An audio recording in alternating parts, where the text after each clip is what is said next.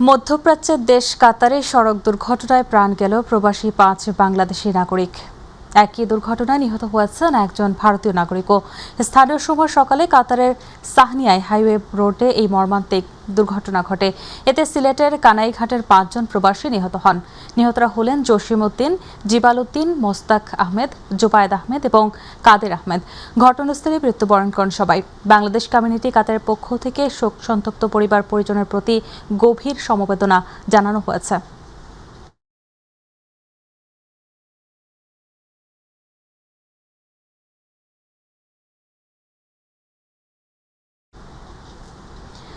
উজানের ঢল ও টানা বৃষ্টিতে বাড়ছে তিস্তা নদীর পানি। সকাল 9টায় ডালিয়া পয়েন্টে তিস্তার পানি বিপদসীমার 23 সেন্টিমিটার নিচ দিয়ে প্রবাহিত হচ্ছে। গতকাল শনিবার সকাল থেকে নদীর পানি বিপদসীমার কাছাকাছি অবস্থান করায় তিস্তার ভাটি নিম্নাঞ্চলে বন্যার শঙ্কা দেখা দিয়েছে। পানি বৃদ্ধি পাওয়ায় তিস্তার বিস্তীর্ণ চরাঞ্চল ধীরে ধীরে পানির নিচে তলিয়ে যেতে শুরু করেছে।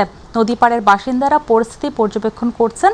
পানি উন্নয়ন বোর্ড বলছে, উজানের ঢল এবং অব্যাহত বৃষ্টিপাতের কারণে আগামী 24 ঘন্টায় উত্তরাঞ্চলে নদ নদীর পানি আরও বৃদ্ধি পেতে পারে। কয়েকটি পয়েন্টে পানি বিপদসীমার কাছাকাছি অবস্থান করার সম্ভাবনা রয়েছে। এতে তিস্তা অববাহিকার নিম্নাঞ্চলে স্বল্প মাত্রার বন্যা দেখা দিতে পারে।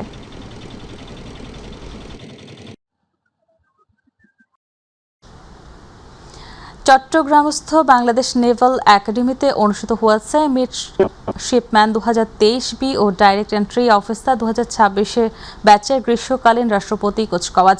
অনুষ্ঠানে প্রধান অতিথি হিসেবে উপস্থিত থেকে কুচকাওয়াজ পরিদর্শন ও সালাম গ্রহণ করেন নৌবাহিনী প্রধান অ্যাডমিরাল এম নাজমুল হাসান। এই কুচকাওয়াজের মাধ্যমে 54 জন মিডশিপম্যান এবং 7 জন ডাইরেক্ট এন্ট্রি অফিসার সহ মোট 61 জন নবীন কর্মকর্তা বাংলাদেশ নৌবাহিনীতে কমিশন লাভ করেন। অনুষ্ঠানে কৃতী প্রশিক্ষণার্থীদের মধ্যে পদক বিতরণ করা হয়। পরে নৌবাহিনী প্রধান বলেন, সমুদ্র সীমার নিরাপত্তা, সামুদ্রিক সম্পদের সুরক্ষা এবং জাতীয় স্বার্থ রক্ষায় বাংলাদেশ নৌবাহিনী নিরলসভাবে কাজ করে যাচ্ছে। প্রত্যেকে যেন দেশপ্রেম ও বীরত্বের আদর্শ উদাহরণ হয়ে দেশমাতৃকার সেবায় আত্মনিয়োগ করতে পারে। দেশের সার্বভৌমত্ব রক্ষার ক্ষেত্রে আপনাদের সন্তানেরা হবে এই নৌবাহিনীর ভবিষ্যৎ কর্ণধার। আজ থেকে তারা শুধু আপনাদেরই সন্তান নয়, তারা প্রত্যেকে এদেশের অমূল্য সম্পদ। মুক্তিযুদ্ধ বিষয়ক মন্ত্রী অ্যাডভোকেট আহমেদ আজম খান বলেন, হাসিনা সরকার এই দেশের অর্থনীতিকে লুট করে নিয়ে গেছে। ব্যাংক বিমা থেকে শুরু করে সব তলানিতে রেখে গেছে। বিএনপি সরকার গঠনের পর থেকে প্রধানমন্ত্রী তারেক রহমানের নেতৃত্বে ভঙ্গুর অর্থনীতি আবার সোজা হয়ে দাঁড়াচ্ছে। দেশ এগিয়ে যাচ্ছে। শনিবার উপজেলা পরিষদ মিলনায়তনে উপজেলা প্রশাসন ও কৃষি সম্প্রসারণ অধিদপ্তর কর্তৃক আয়োজিত অনুষ্ঠানের প্রধান অতিথির বক্তৃতায় তিনি এই কথা বলেন।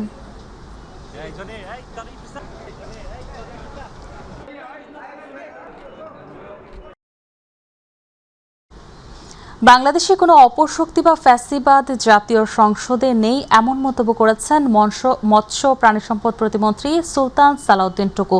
তিনি বলেন, আগামী বাংলাদেশ বিনির্মাণে ঐক্যবদ্ধ হয়ে পথ চলতে হবে।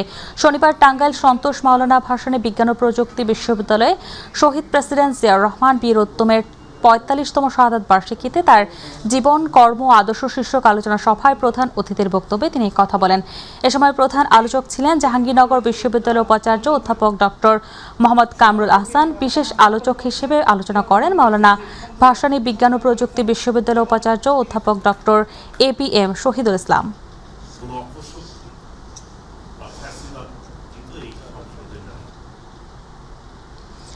নওগাঁয় শয়তানের নিঃশ্বাস বা কেমিক্যাল স্প্রে করে অলংকার ও টাকা হাতে নেওয়ার অভিযোগে 3 সদস্যকে গ্রেপ্তার করেছে পুলিশ। বিকেলে পুলিশ সুপারের কার্যালয়ে সংবাদ সম্মেলনে তথ্য জানান পুলিশ সুপার মোহাম্মদ তারিকুল ইসলাম। গ্রেপ্তারকৃতরা হলেন আবু হাসান, বাবু ও সবুজ। পুলিশ জানায়, আধুনিক প্রযুক্তি ও কৃত্রিম বুদ্ধিমত্তার সহায়তায় টাঙ্গাইলের পুরাতন বাসস্ট্যান্ড এলাকা থেকে তাদের আটক করা হয়। এ চক্র বয়স্ক নারীদের টার্গেট করে কৌশলে সম্মোহিত করে মূল্যবান সামগ্রী হাতিয়ে নিত। এই ঘটনায় নওগাঁর বিভিন্ন থানায় 3টি মামলা রয়েছে।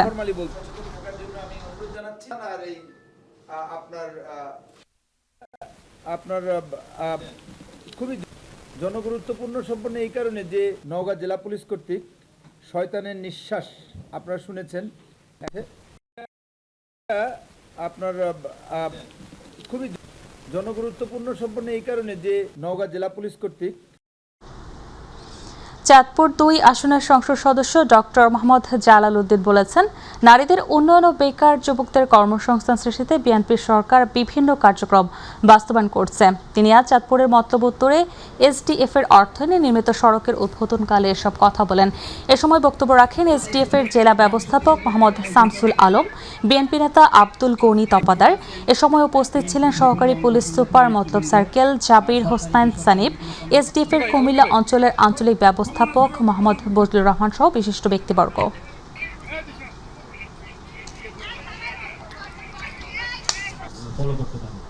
তো আমাদের চাঁদপুর জেলা করেছেন।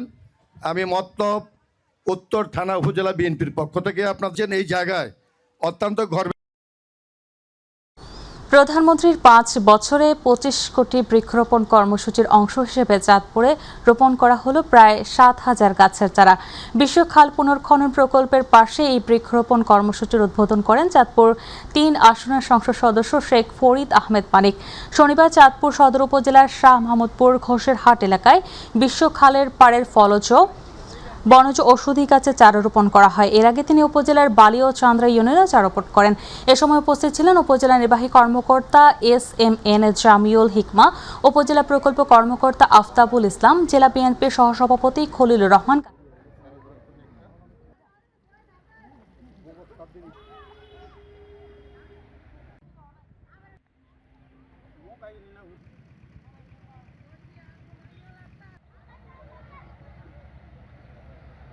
আমাদের মাননীয় প্রধানমন্ত্রী এই খালটা খনন করেছে, এখানে গাছ লাগানো হচ্ছে, এটা দেখার জন্য এসেছি।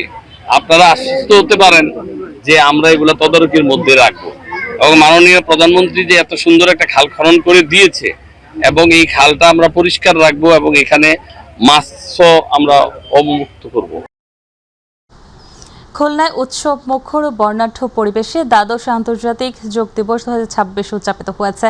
আজ নগরীর একটি অভিজাত হোটেলে খুলনাস্থ ভারতীয় সহকারী হাইকমিশনার শ্রী প্রবণ কুমারের উদ্যোগে এই বিশেষ অনুষ্ঠানের আয়োজন করা হয়। অনুষ্ঠানের প্রধান অতিথি হিসেবে উপস্থিত ছিলেন খুলনা সিটি কর্পোরেশনের প্রশাসক নজরুল ইসলাম মঞ্জু। এ সময় আরও উপস্থিত ছিলেন যোগপ্রেমী, শিক্ষার্থী, স্বাস্থ্য ও সুস্থতা বিষয়ক অনুশীলনকারী এবং আমন্ত্রিত বিশিষ্ট অতিথিবৃন্দ সহ ইলেকট্রনিক ও প্রিন্ট মিডিয়ার সাংবাদিকবৃন্দ।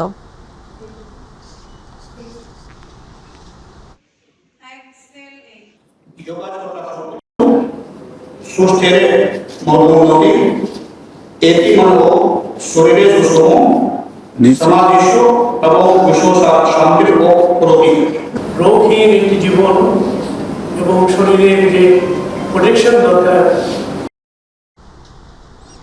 ফরিদপুরে ডিবি পুলিশের হেফাজতে নেওয়ার কয়েক ঘন্টার মধ্যে মির্জা ইশতিয়াক আহমেদ প্রান্ত নামে এক যুবকের মৃত্যুকে ঘিরে চাঞ্চল্য সৃষ্টি হয়েছে।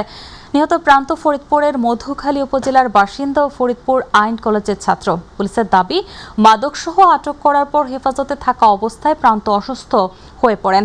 পরে তাকে হাসপাতালে নেওয়া হলে চিকিৎসাধীন অবস্থায় তার মৃত্যু হয়। ফরিদপুরে পুলিশ সুপার মোহাম্মদ নজরুল ইসলাম বলেন, প্রাথমিকভাবে তার শরীরে কোনো ধরনের আঘাতের চিহ্ন পাওয়া যায়নি।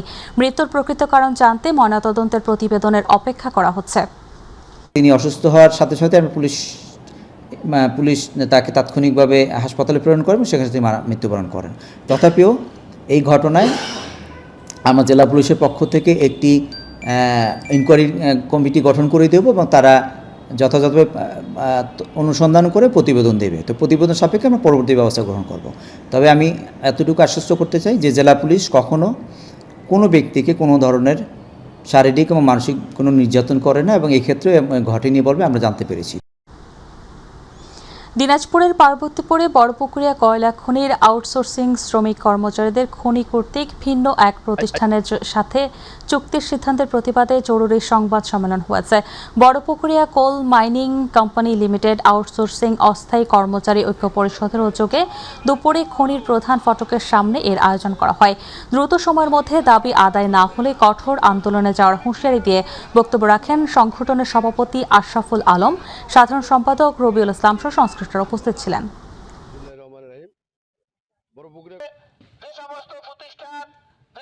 আইএফসির সাথে যে চুক্তি সেটা বাতিল করে আমাদের ব্যক্তির সাথে সরাসরি অথবা ওপেন দরপত্র আহ্বানের মধ্য দিয়ে যদি চুক্তি সম্পূর্ণ না করা হয় তাহলে আমরা সংশ্লিষ্ট কমিটির বিরুদ্ধে আইনানুগ পদক্ষেপ গ্রহণের জন্য আদালতে শরণাপন্ন হব।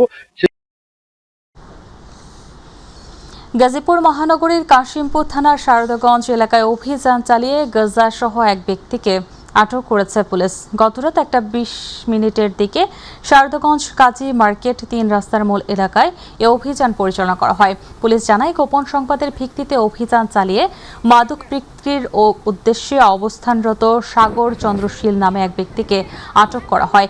পরে তার দেহ তল্লাশি করে 10 গ্রাম গাঁজা উদ্ধার করা হয়। এই ঘটনায় কাশিমপুর থানার মাদকদ্রব্য নিয়ন্ত্রণ আইনে মামলা দায়ের করা হয়েছে।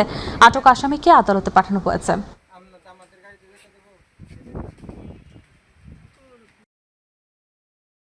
মাদারীপুরে বিশেষ অভিযানে সন্ত্রাসবিরোধী আইনে দায়ের করা মামলায় কার্যক্রম নিষিদ্ধ ইউনিয়ন আওয়ামী লীগ সহ সভাপতি 8 জনকে গ্রেপ্তার করেছে পুলিশ। শনিবার রাত ও রোববার ভোররাতে তাদের সদর উপজেলার বিভিন্ন এলাকা থেকে গ্রেপ্তার করা হয়।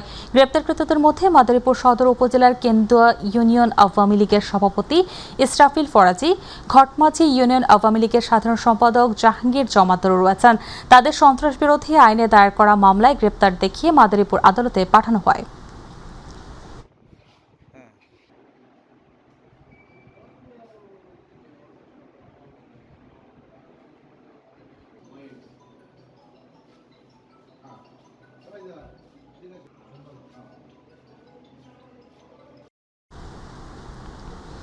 মালয়েশিয়া সরকারের আমন্ত্রণে আজ স্থানীয় সময় সন্ধ্যায় কুয়ালালামপুর পৌঁছাবেন প্রধানমন্ত্রী তারেক রহমান।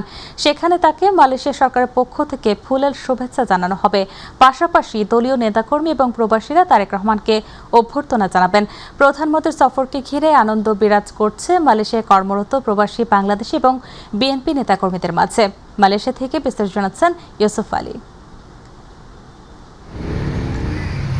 বাংলাদেশ বিমানের একটি ফ্লাইটে হযরত শাহজালাল আন্তর্জাতিক বিমানবন্দর থেকে মালয়েশিয়ার স্থানীয় সময় রাত 9:15টায় কুয়ালালামপুরে পৌঁছাবেন প্রধানমন্ত্রী তারেক রহমান। কুয়ালালামপুর আন্তর্জাতিক বিমানবন্দরে পৌঁছালে প্রধানমন্ত্রী তারেক রহমানকে মালয়েশিয়া সরকারের পক্ষ থেকে স্বাগত জানাবেন সরকারের সংশ্লিষ্ট মন্ত্রী ও ঊর্ধ্বতন কর্মকর্তারা।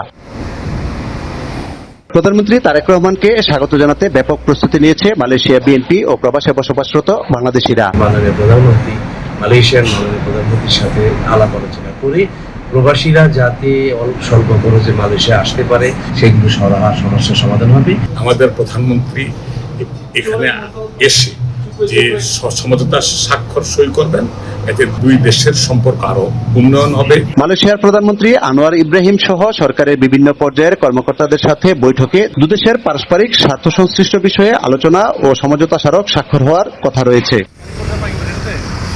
দুদেশের প্রধানমন্ত্রী পর্যায়ে বৈঠকে মালয়েশিয়ার শ্রমবাজারে বিরাজমান সমস্যা সমাধানে উল্লেখযোগ্য অগ্রগতির প্রত্যাশা করছেন প্রবাসীরা। আমাদের দেশের জনশক্তি রপ্তানির কাজের জন্য এবং যারা ইলিগেল আছে তাদের জন্য যাতে কোনো কিছু করা হয়, এই ব্যাপারে যাতে মালয়েশিয়া সরকারের সাথে উনি একটা সমঝোতা আসে। সিন্ডিকেট ছাড়া আমাদের অল্প পয়সায় মানুষ যেন বাংলাদেশ দিনে আসে। হুন্ডিকে না করে বৈধ পথে টাকা পাঠাইতে হবে।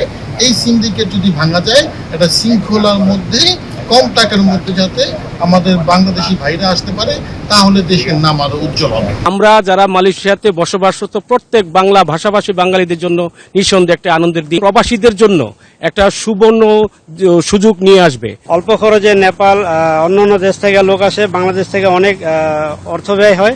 এটা যেন অনেকটা কমায় আনে, আমাদের শ্রমবাজারটা সহজ করে দেয়, তাহলে আমাদের বাংলাদেশের জন্য অনেক সুবিধা হবে। বিশ্বের অন্যতম শ্রমবাজার হওয়া সত্ত্বেও মালয়েশিয়ায় বসবাসরত প্রবাসীদের পড়তে হয় নানা সমস্যায়। প্রধানমন্ত্রী তারেক রহমানের আগমন উপলক্ষে তাদের প্রত্যাশা, এদেশের প্রধানমন্ত্রীর সঙ্গে আলাপ আলোচনা করে বিরাজমান যেসব সমস্যা রয়েছে সেসব দ্রুত সমাধান করে মালয়েশিয়ায় কর্মরত শ্রমিকদের জীবনমান উন্নয়নে কাজ করবে বর্তমান সরকার। মালয়েশিয়ার কুয়ালালামপুর থেকে ইউসুফ আলী, মাই টিভি। দর্শক, এই মুহূর্তে মালয়েশিয়ার কুয়ালালামপুর থেকে আমাদের সাথে সরাসরি যুক্ত হচ্ছেন মাই টিভির বিশেষ প্রতিনিধি ইউসুফ আলী। আমরা সরাসরি যুক্ত হচ্ছে তার সাথে। ইউসুফ, আর কয়েক ঘন্টা পরে মালয়েশিয়া পৌঁছাবেন প্রধানমন্ত্রী তারেক রহমান। সফর নিয়ে নতুন কি তথ্য আছে আপনার কাছে, জানাবেন।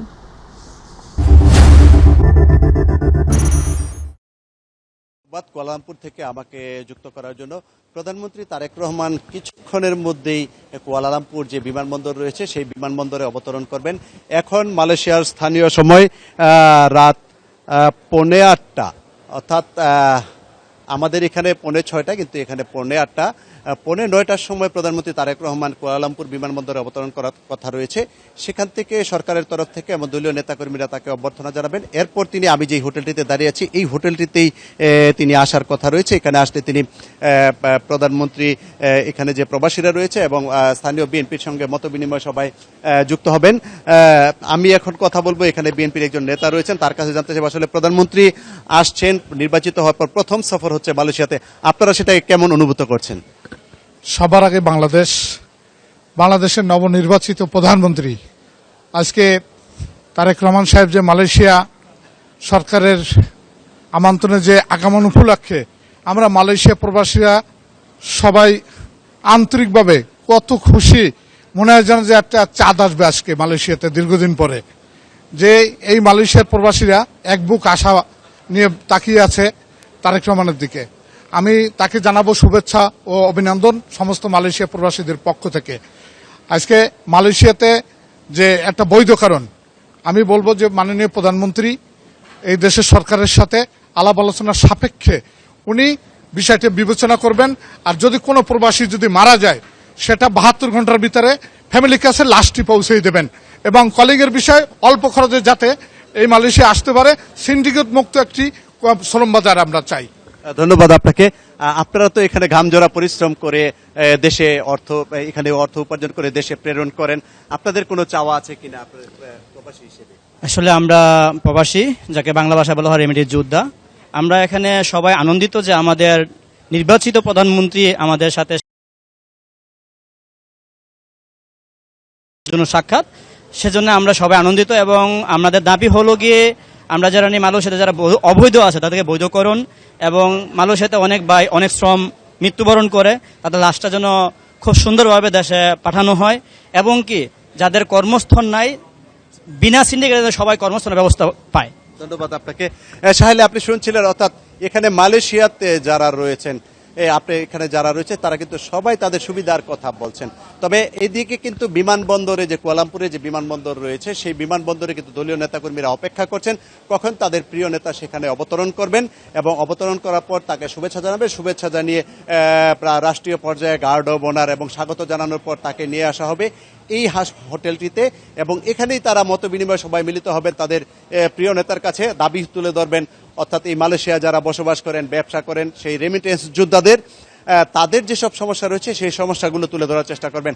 সাহেলি, পরবর্তীতে আবার আমরা চেষ্টা করব তারেক রহমান আবার মালয়েশিয়াতে পৌঁছালে তিনি আসলে প্রবাসীদের সঙ্গে, দলীয় নেতাকর্মীদের সঙ্গে কি মত বিনিময় করেছেন, কি নির্দেশনা দিচ্ছেন, কি আশ্বাস দিয়েছেন, সেই বিষয়গুলো আবার আপনার মাধ্যমে মাই টিভির দর্শকদেরকে জানিয়ে দেওয়ার চেষ্টা করব। আপাতত এই ছিল আমার কাছে তথ্য। সাহেলি। ইউসুফ, আপনাকে ধন্যবাদ। দর্শক, মালয়েশিয়ায় প্রধানমন্ত্রীর সফর সঙ্গী হিসেবে যুক্ত রয়েছেন আমাদের মাই টিভির বিশেষ প্রতিনিধি ইউসুফ আলী, জানাচ্ছিলেন সেখানকার সবশেষ পরিস্থিতি। দেশের বিভিন্ন স্থানে হামলা হুমকির প্রতিবাদে খুলনায় মানববন্ধন ও বিক্ষোভ মিছিল অনুষ্ঠিত হয়েছে। সকাল 11টায় নগরীর পিকচার প্যালেস মোড়ে এই প্রতিবাদী মানববন্ধনের আয়োজন করা হয়। বাংলাদেশ পূজা উদযাপন পরিষদ খুলনা মহানগরের শাখার উদ্যোগে আয়োজিত এই কর্মসূচিতে অংশ নেন সনাতন ধর্মাবলম্বীরা। প্রতিবাদী স্লোগানে মুখরিত বিক্ষোভ মিছিলে অংশ নিয়ে ক্ষোভ প্রকাশ করেন সংগঠনের স্থানীয় নেতৃবৃন্দ।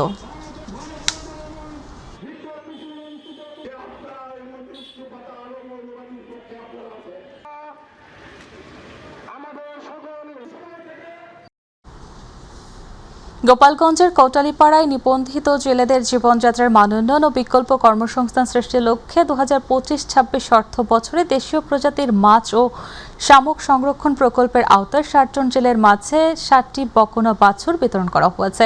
শনিবার কোটালীপাড়া সরকারি আদর্শ কলেজ মাঠে উপজেলা প্রশাসন এবং সিনিয়র মৎস্য অফিসের যৌথ উদ্যোগে এই বিতরণ অনুষ্ঠান অনুষ্ঠিত হয়। অনুষ্ঠানে উপজেলা নির্বাহী অফিসার শাগুফতা হক, প্রকল্পের উপপ্রকল্প পরিচালক খায়রুল ইসলাম পাভেল, উপজেলা বিএনপির সাধারণ সম্পাদক আবুল বাশার হাওলাদার, সিনিয়র মৎস্য অফিসার শাহজাহান সিরাজ উপস্থিত ছিলেন।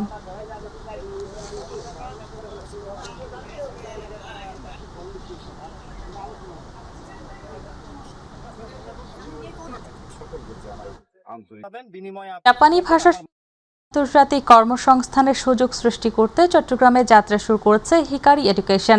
ফিতা কেটে প্রতিষ্ঠানের কার্যক্রমের আনুষ্ঠানিক উদ্বোধন করেন এম.এ. হালিম। এ উপলক্ষে আয়োজিত সুধী সমাবেশে প্রধান অতিথি ছিলেন Chittagong chamber of commerce and ইন্ডাস্ট্রিজের নবনির্বাচিত পরিচালক সেলিম নূর। অনুষ্ঠানে বিভিন্ন সামাজিক, শিক্ষাবিদ ও ব্যবসায়িক নেতৃবৃন্দ উপস্থিত ছিলেন।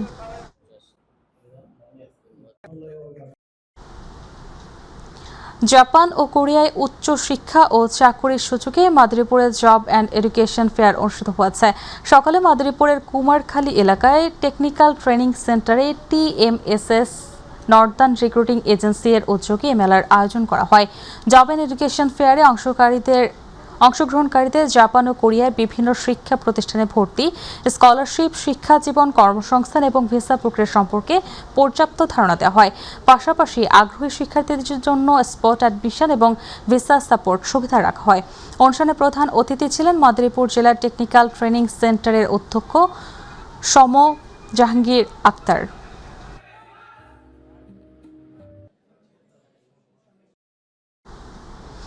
ঢাকার ধামরে society for development initiatives SDI এর আয়োজনে চাকুরি মেলা অনুষ্ঠিত হয়েছে।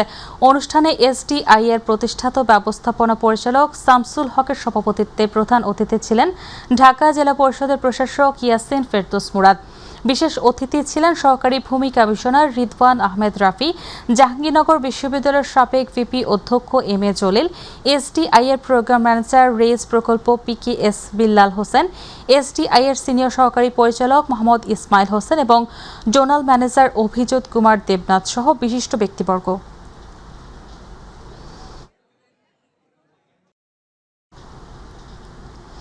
ব্রাহ্মণবাড়িয়ার আখাউড়ায় রহমান ডেভেলপমেন্ট ফাউন্ডেশনের নিজস্ব অর্থায়নে মোগরা উচ্চ বিদ্যালয় সায়েন্স ল্যাব উদ্বোধন করা হয়েছে।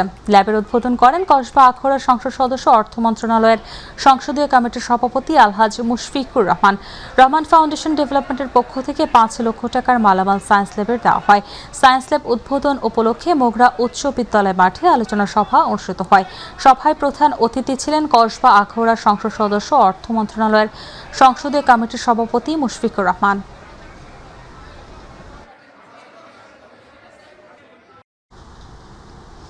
শরীয়তপুর জেলার ডেমুডা উপজেলার ইসলামপুর ইউনিয়নের 1 নম্বর ওয়ার্ডের দক্ষিণপাড়া এলাকায় ফসলি জমি জোরপূর্বক দখল করে মাটি কেটে ঘের নির্মাণের অভিযোগ উঠেছে একটি প্রভাবশালী চক্রের বিরুদ্ধে। এতে ফসলি জমি ব্যাপক ক্ষতি হচ্ছে বলেও জানিয়েছেন কৃষকরা। এই ঘটনায় ক্ষতিগ্রস্ত কৃষকরা আজ কাজ বন্ধের দাবিতে দ্রুত প্রশাসনের হস্তক্ষেপ দাবি করেছেন। এই বিষয়ে ভুক্তভোগী কৃষকরা শরীয়তপুর জেলা প্রশাসকের নিকট একটি লিখিত অভিযোগও দাখিল করেছেন। অভিযোগে তারা অবৈধভাবে জমি দখল, ফসলি জমি নষ্ট এবং পানি নিষ্কাশনে বাধা সৃষ্টির বিষয়টি তদন্ত করে প্রয়োজনীয় আইনগত ব্যবস্থা গ্রহণের দাবি জানিয়েছেন। আমরা হলো ধান চাষ করি, ধান খাবো, এখন হেরা জোর জবরদস্ত করে নিতেছে, হেরা প্রজেক্ট করবো না, আমরা প্রজেক্ট করতে দিব না, তারপরে হেরা প্রজেক্ট করবোই। ফসল করতে দেয় না, আমাকে কৃষি জমি জোর করে আমরা ইয়া করতে আছে, প্রধানমন্ত্রী জোর করে করতে আছে, আমরা কৃষক জন্য সাহায্য চাই। আমার কেটে এই করছে ওই বোরহান মাদুর, আমরা খাই ভাত, আমরা মাছ দিয়ে কি করুন? আমি কি প্রধান চাকরি বাকরি করে নিয়ে আসি? আমার স্বামী একটা ঘরে পড়া দেন, ওর মাইরে 5 লাখ টাকা খুঁয়েছি হার লেগিয়া। আমাদের জমি দখল করার পায়তারা করতেছে। আমরা আইনের কাছে ঘুরতেছি, ডিসি অফিসে ঘুরতেছি, থানায় ঘুরতেছি, কোন অফিসে ঘুরতেছি, কাগজ অলরেডি জমাও দিয়েছি, জমা দেওয়া আছে, কিন্তু আমরা ওই রকম প্রতিকার পাচ্ছি না। চট্টগ্রামে নিজের ছেলে ও পুত্রবধূর নির্যাতন থেকে রক্ষা এবং জীবনের নিরাপত্তা চেয়ে সংবাদ সম্মেলন করেছেন 70 বছর বয়সী বৃদ্ধা জামিলা বেগম। চট্টগ্রাম একাডেমি হলে আয়োজিত সংবাদ সম্মেলনে তিনি বলেন, দীর্ঘ প্রবাসী জীবন শেষে দেশে ফিরে একটি বাড়ি নির্মাণ করে ছোট ছেলেকে নিয়ে বসবাস শুরু করেন। তবে তার মেজ ছেলেকে বিভিন্ন সময় তার বিরুদ্ধে মামলা দিয়ে হয়রানি অপদস্থ করছে। সংবাদ সম্মেলনে তিনি প্রধানমন্ত্রী, স্বরাষ্ট্র মন্ত্রণালয় এবং স্থানীয় প্রশাসনের হস্তক্ষেপ কামনা করে অভিযোগের সুষ্ঠু তদন্ত এবং দায়ীদের বিচারের দাবি জানান।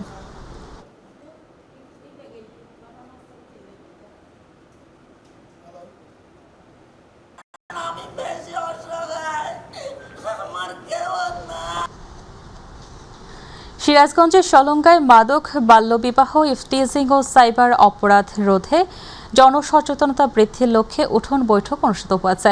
সলঙ্গা থানা পুলিশের উদ্যোগে আয়োজিত এই বৈঠকে স্থানীয় গণ্যমান্য ব্যক্তিবর্গ, শিক্ষক, সুধীজন, ধর্মীয় ব্যক্তিত্ব এবং বিভিন্ন শ্রেণী পেশার মানুষ অংশগ্রহণ করেন। অনুষ্ঠানে প্রধান অতিথি হিসেবে উপস্থিত ছিলেন রায়গঞ্জ সার্কেলের অতিরিক্ত পুলিশ সুপার মোহাম্মদ সাইফুল ইসলাম খান।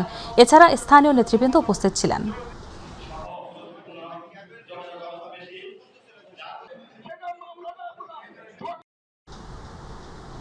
কুমিল্লার দেবিদ্বারের রাস্তা ও ড্রেনেজ সুবিধার দাবিতে মানববন্ধন করেছেন ভুক্তভোগী এলাকাবাসী। দেবিদ্বার এসএ সরকারি কলেজ ছাত্রাবাসের পেছনে বসবাসরত কয়েকটি পরিবারের উদ্যোগে আয়োজিত মানববন্ধনে অংশগ্রহণকারীরা অভিযোগ করেন, দীর্ঘদিন ধরে তারা চলাচলের উপযোগী রাস্তা ও পানি নিষ্কাশন ব্যবস্থার অভাবে চরম দুর্ভোগ পোহাচ্ছেন। সামান্য বৃষ্টিতে সৃষ্টি হয় জলাবদ্ধতা। মানববন্ধনে কুমিল্লা ৪ আসনের সংসদ সদস্য হাসনাত আব্দুলের কাছে দ্রুত রাস্তা ও ড্রেন নির্মাণের দাবি জানানো হয়। মানববন্ধন শেষে তারা উপজেলা নির্বাহী কর্মকর্তার কাছে স্মারকলিপি জমা দিয়ে দ্রুত প্রয়োজনীয় পদক্ষেপ গ্রহণের দাবি জানান। 40 বছর যাবৎ এখানে বসবাস করতেছি অবরুদ্ধ অবস্থায়, ঘরবন্দি অবস্থায়। আমাদের কোনো নির্দিষ্ট স্থায়ী কোনো রাস্তা নেই। আমরা হাসপাতাল দিয়ে দেয়াল টপকা যায়, একটা অসুস্থ ইমার্জেন্সি রুগী থাকলেও আমরা তাকে নিতে অনেক কষ্ট হয়ে যায়। ছেলেদেরকে কারা উস্কাইছে আমরা জানি না, ঠিক আছে। ছাত্রদের আসা একটা মব সৃষ্টি করে আমাদের যে ভিট ছিল, এই ড্রেনের যে ভিট ছিল 10 ইঞ্চি, এগুলো সব ঘুরাই দিছে ওরা। এখানে খেটে খাওয়া মানুষ আছে যারা দিন আনে দিন খায়, যে যত টাকা পারছে সবাই একসাথে মিলে আমরা ফান্ড করে তারপরে এই কাজটা করছি। দর্শক, এতক্ষণ সঙ্গে থাকার জন্য ধন্যবাদ। পরবর্তী সংবাদ দেখার আমন্ত্রণ জানিয়ে বিদায় নিচ্ছি। আল্লাহ হাফেজ। বন্ধন কর্মসূচিতে জেলার বিভিন্ন এলাকার আলু চাষী, কৃষক, কৃষানি অংশগ্রহণ করেন। মানববন্ধনে অংশগ্রহণকারীরা ন্যায্য মূল্য অধিকার ও আলুর ন্যায্য মূল্য চাই সহ বিভিন্ন দাবি সংবলিত প্লেকার্ড বহন করেন। তাদের মূল দাবি কোল্ড স্টোরেজে আলু সংরক্ষণের ভাড়া কেজি প্রতি 5 টাকা নির্ধারণ করা, আলু উৎপাদনের সার, বীজ, সেচ, শ্রমিক সহ বিভিন্ন খাতে ব্যয় ক্রমাগত বৃদ্ধি পাচ্ছে। এর সঙ্গে কোল্ড স্টোরেজের অতিরিক্ত ভাড়া কৃষকদের ওপর বাড়তি চাপ সৃষ্টি করছে।